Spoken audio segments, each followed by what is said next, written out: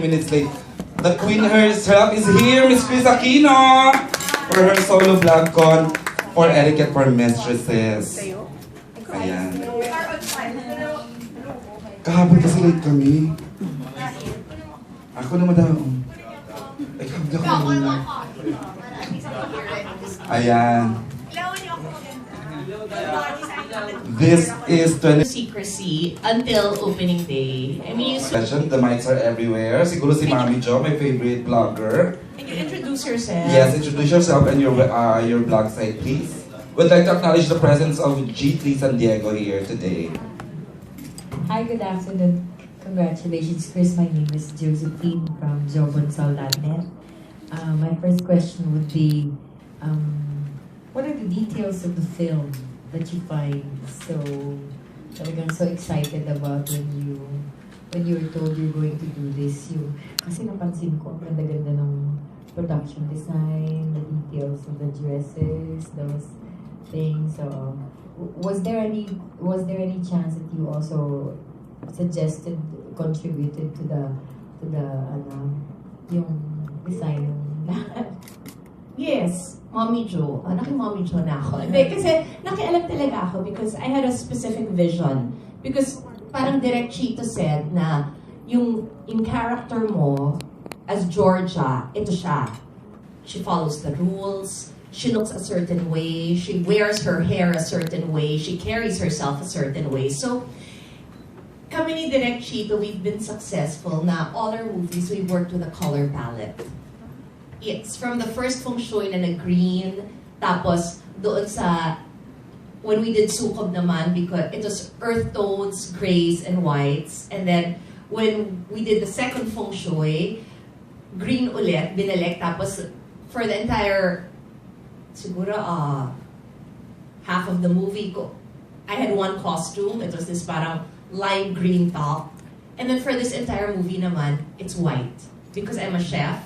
So pinanindigan ko kasi she knew she was not pure, but she wanted the world to believe she was pure. So pinanindigan yung color white. And yun, Roxy of Star Cinema requested, sabi niya, madalas na pinupulaan daw ang mga movies kasi you're presenting a rich lifestyle when alam ng lahat na yung alahas hindi tunay. Yung sinusuot ng mga bag at mga shoes, hindi rin. Yung ano. And sabi niya, please, ilabas naman sa baol. So, nilabas lahat. Yun yung ano. So, yung ano, in-effort talaga. In-effort yung look because Direct Chito's vision was that this should be opulent. Because who could afford this lifestyle? Who could afford to have a mistress or several mistresses? Obviously, it's someone talaga na may kaya, may kapangyarihan, may pwesto. The location shoot naman po yung places, did you also have? Had I had a hand in it, we would not have shot that far. Kasi ano talaga, diniretso yun eh. Ito straight na, we toured, sabi ko, this is a tour of Central Luzon. There was a very big mansion that was all the way in San Fernando. And then, in movie making, they have this term, it's called virgin locations. Diba? I'm sure you're familiar with that. Yeah. So, in-attempt nila talaga na halos lahat ng mga location virgin. So yun, that mansion, first time, it paid off kasi the guy who owned it said, pumayag lang ako kasi ang mom ko, super favorite ka. Kasi he's relatively young, I think early 30s lang siya. So sinabi ko, thank you to mommy. Tapos, after we went to Zambales in Zambowood. Although I think there's an indie film that is already shot there. I don't think it has been shown yet in wide release. And then, pagkatapos nun, we were, the jet that you see in the trailer, totoong jet yan, in the middle of the bagyo, yung habagat na super tindi ng one weekend, ayaw sumukon Direct Chito, nililipad na lahat ng yero, ayaw niya kaming pauwiin ni Kim Chu. So tinuloy namin yon. And that was a real jet that really flies because I think they fly in, ay baka hindi ko dapat sabihin. Pero anyway, yung mga nagkagamble sa Subic, yun ata yung yun yung purpose ng plane na yun. Tapos, after that, yung we shot also in Clark. There was a hospital kasi parang ayaw nila ng lahat ng hospital daw kasi na eksena, alam nyo na kung saan. So, it just so happened that may isang nadala ko doon si Bim because he had an accident sometime before, during the summer, and that was the closest. And then, yun, yung walang katao-tao, first time din, nandun kami nakashoot. So, I think visually, it will be a feast. Yun po yung impression, but did you also, may last question by the way. No, you can have 10. You have me for the next 2 hours. Thank you very much. Yung pong feel sa akin from the beginning ng trailer was because of the theme song, the First Wives Club. Yung, although the characters are only 3, it was like with Bette Midler, with Tama ba ako may Goldie Hawn yun? Goldie Hawn, yeah. I don't remember. Who's the third?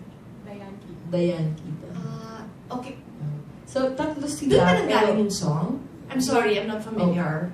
Yung kasi choice yun ni Direk Chito yung song. Pero tinanong ko naman po sa kanila, iba po yung story, because it's from the story of Julia Plaza. Pero yung pong novel po, it was 100% adaptation or just inspired lang? Okay, kasi hindi ko alam kung pwede. Hirap na hirap ako kasi wala naman dito sumisenyas na huwag ko sabihin o hindi pwedeng sabihin na marami kasing lumapit na, hahatakin na yung mic for me.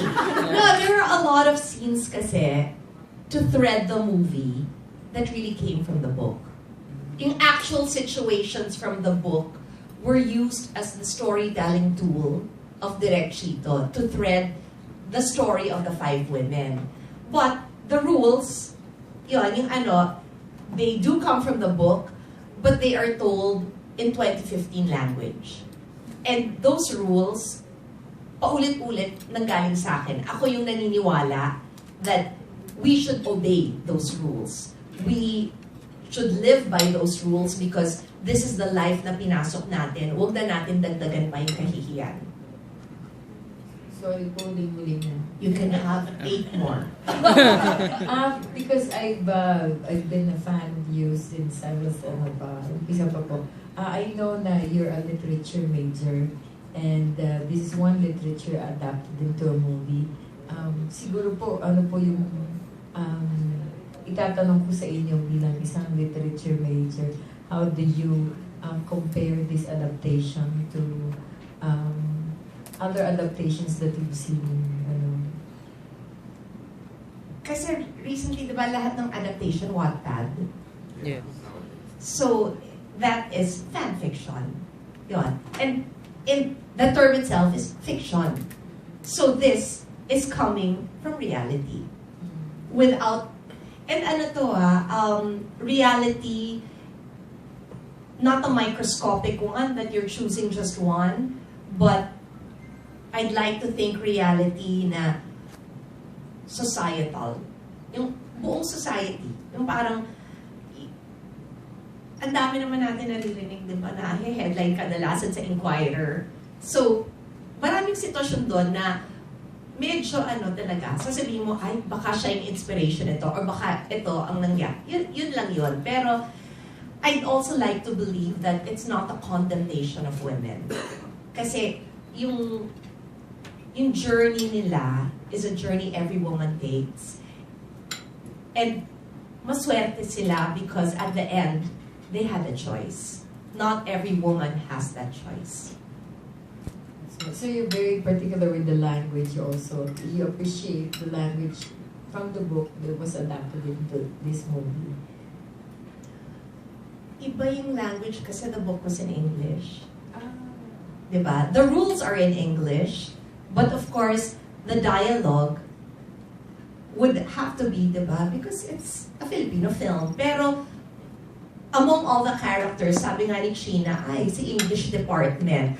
Kasi ako daw si English department. Kasi, we were supposed to shoot that on the last day, but Direk Chito felt that wag nang i-shoot yung backstory ko. So, natanggal si backstory. So, but the way he had explained it to me was that I did study in a culinary institute in New York. I did come from a well-to-do family. But along the way, while finishing the course, the money dried up. And that's why the rich older man came into the picture. Kasi, in-argue ko to, and I'm sure lahat kayo critics kayo eh. Sinabi ko, direct, kasi initially dun sa first script, I had said na, Kim's character, when I picked her up in the airport, mistook me for the secretary of her lover. And then I said, no, I'm not. Nung time na yon. Tapos nung later on, nung eksena na naming dalawa, doon sa script, pero syempre natanggal dun sa ano, sinabi ko, you're actually right. I did start out as a secretary. But, and again, this is not a put down for anybody. Pero sinabi ko dun sa, I told Direct that she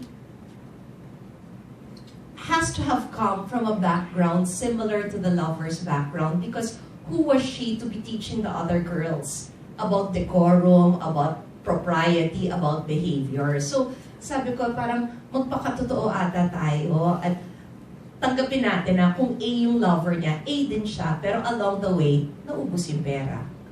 Kaya naging ganon. Pero, kasi diba yung born and bred, kailangan maramdaman yon para as opposed to the China character here who doesn't shy away from the fact na bagong yaman siya, pero siya yung pinakamayaman talaga. Now it gets interesting. Thank you very much, ma'am. Thank you, Mami Jo. Okay, the next question will come from the lady here. Okay. The lady. Oo. Kilalanin mo kaya siya. Pareho ba kayong mistress? Charot na. Question ko po, how did you internalize Georgia's What's your name? Trina. Trina. Hi, Trina. Mahirap kasi pinapagalitan ako ni Direk Chito parate about enunciating every word. Sabi niya, I'm not looking for a host, Kris. I'm looking for the character. So it was hard, yung ano, and then the cadence, kasi 75% of what I viewed was live sound. So you get the actual feel. And yung parang nagulat nga ako, sabi ko, ay, nag-good na yun? Okay na. Kasi gusto niya talaga na the raw and the real. So you really had to be in character 1,000,000% of the time. And I think it helped na tuloy-tuloy. If I'm correct, we shot straight over a period of 2 months. But straight. As in 4 times a week. So, yun, may time nga na nag 8 days straight kami. Yun yung after that, na-hospital na ako kasi yung BP hindi na kinaya. Pero, it was easy to maintain character because there were no distractions. Second question po, what is the best etiquette advice you can give to a mistress? Just don't. Kasi makikita sa moving to na masakit. Who doesn't want a birthday, a Christmas, a New Year, Holy Week? Who doesn't want to be number 1? But in being a mistress, you accept already from the start, you're just number 2. Parang mahirap talaga. If you think about it really deeply, would you ever want to be number 2? Yun na. Okay, then the next question. Hi, Miss Kris. I'm Iris. Hindi ka ba nagdalawang isip na tumanggap ng mistress role? I did. Because I had several contracts for family products that are very strict. That I spoke openly about this before, na those contracts were being renewed when I was undergoing an annulment. So, nabago yung wording ng kontrata for me, na parang ginawa na lang na hindi personal life ang judge, pero kung hindi yung the characters that you choose to portray. So, there was a word in that contract na will avoid prurient roles. Prurient. So, sinearch ko